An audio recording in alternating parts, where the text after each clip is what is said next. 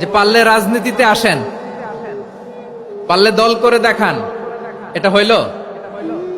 আমি কি এরকম কোনো কথা বলেছি? না। আমি একজন মুফাসসিরে কোরআন, আমি একজন আলেম, এর বাইরেও আমার সবচেয়ে বড় পরিচয় আম আ সিটিজেন অফ বাংলাদেশ। আমি বাংলাদেশের একজন সাধারণ নাগরিক।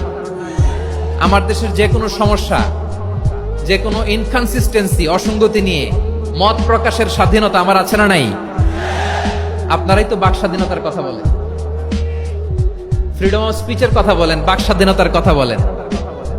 আপনারাই যদি আবার কোন মন্তব্যের কারণে বলেন যে রাজনীতির মাঠে আসেন, দল করেন, দেখি কতটুকু পারেন, এটা ঠিক হবে না। তাই প্রিয় ভাইয়ের, আসুন আমরা দল মত নির্বিশেষে কাঁধে কাঁধ মিলিয়ে সোনার বাংলাদেশ গড়ি, দুর্নীতি মুক্ত বাংলাদেশ গড়ি, যে বাংলাদেশের জন্য রক্ত দিয়েছে আবু সাইদ,